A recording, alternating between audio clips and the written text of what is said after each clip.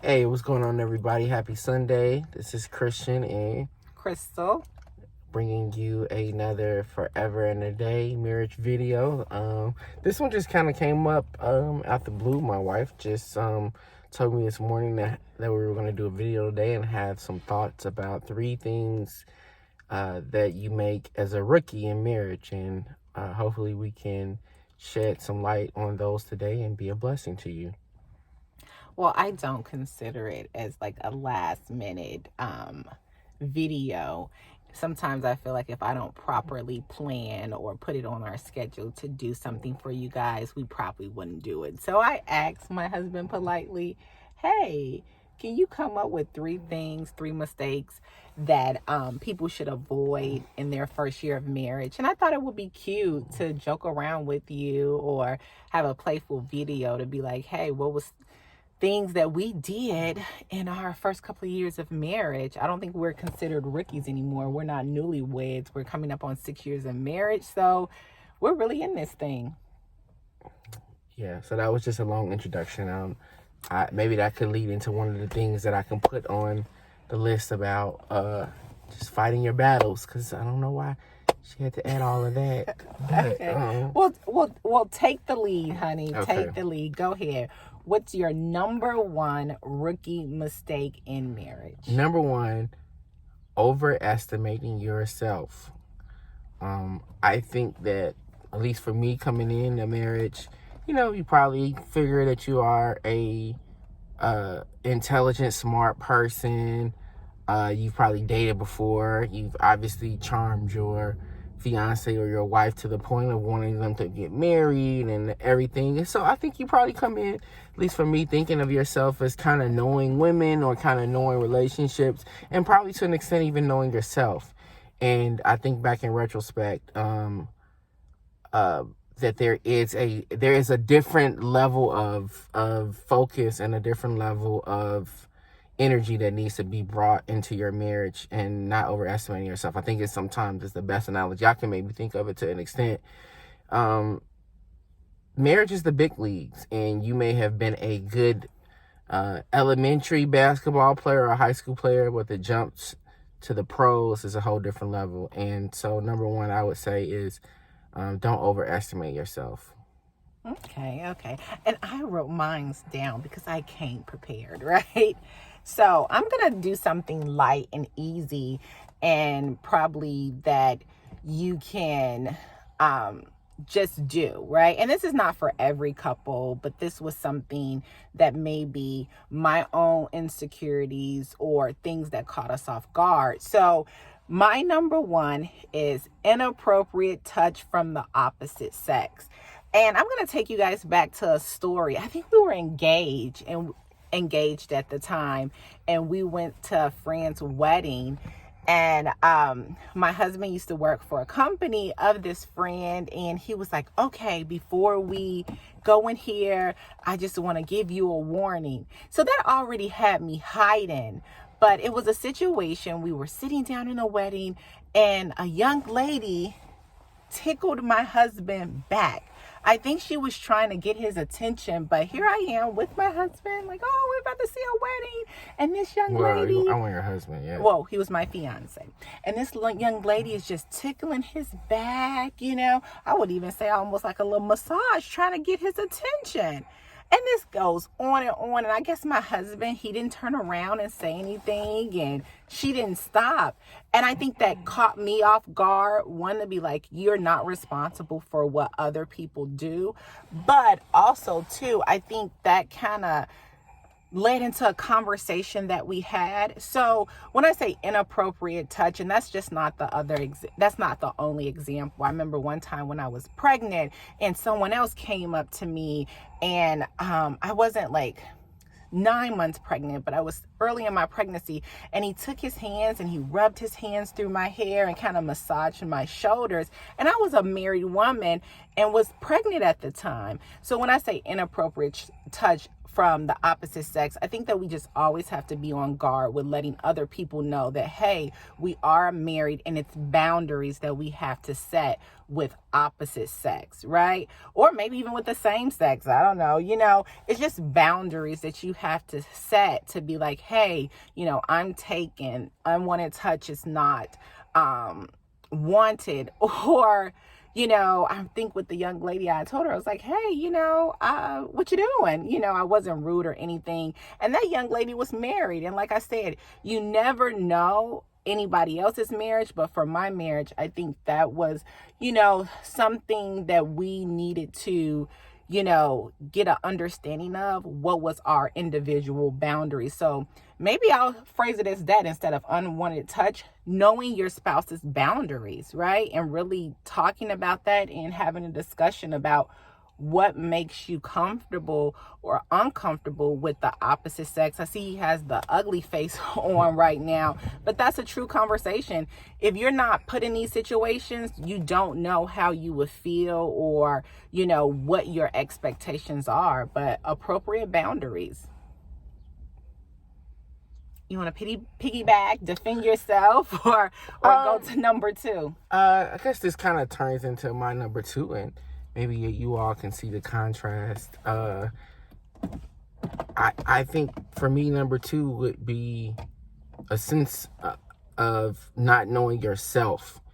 And one of the things that I would say is that I think all of us, or a lot of us probably, let me just say for myself, you're going to come into marriage thinking that you have a strong sense of your identity, strong sense of your background, strong sense of your history, thinking maybe a little bit that you are a person who's very poised and very middle of the road, great attitude, doesn't have any anger issues, doesn't require any counseling. And I say in retrospect, having been with my wife coming up almost on 6 years of marriage, I look back and I say a lot of the, some of the challenges was, a lack of my own knowing myself and my tendencies in the background and what you grew up and how you were exposed to different things, how you saw your parents deal with conflict, and that influenced, how you deal with it. And so I would say,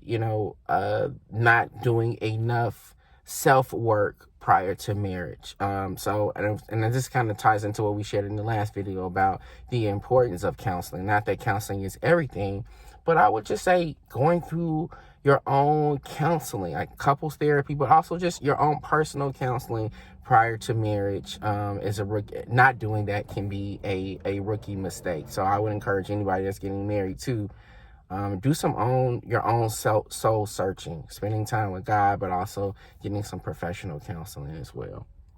Okay, I guess it's bouncing it back to me.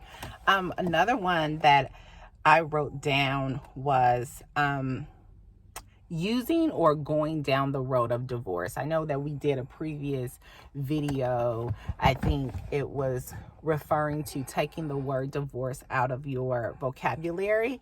And I think sometimes when you enter marriage, I was just having a conversation with my husband, you can live in this fairy tale. And I was explaining to him, the quote just popped up in my head, the Bible verse of God says it rains on the just and unjust. And we go into marriage with this fairy tale in our head, thinking that everything is going to be perfect and that you're going to have just the perfect marriage and you're equipped and you're ready. And no one is ready for marriage. So then sometimes when you have that special day and you enter into your life with this person now, sometimes your fairy tale or your bubble can be burst. And then you have this heightened sense of alarm and be like, oh, I want to escape, or this is not what I signed up for. But when the Bible says it rains on the just and the unjust, we never know what problems we're going to be hit with. And also too, I'll tie this in where it's life and death lies in the tongue, right? And when we go into our marriage at the beginning stage of our marriage with the idea of either saying or going down the road of threatening our partner or wanting to do divorce, you're actually doing more harm than good. Even if you don't divorce your spouse, by using these words, by saying these words at the beginning of your marriage, you're digging yourself in the ditch where you're going to have to use extra work. You're going to have to edify your partner more. You're going to have to talk yourself out of your escape plan and build up more confidence in yourself and in your partner. You're just like digging yourself in a grave by pouring seeds of doubt, pouring seeds of escape, pouring seeds that it is an exit plan. I'm not saying that your marriage is over if you do use these words. These are just pitfalls or rookie mistakes that happens in the first couple of years of marriage. And if you have used those words of divorce, start working now to edify your partner, to let your partner know that, hey, this is a lifetime thing. I'm in this for the long haul. My commitment, my covenant between the Lord and you, I take serious. Ask your partner for forgiveness. Ask God to forgive you and start new. You can start new every day, but if you can help it, don't go into your marriage using the word divorce or equipping yourself with knowledge of what can I get out if we do get divorced? Or, I'm going to even go into, calling a divorce attorney or consulting with your parents about divorce or with friends about divorce. Just don't go down the road.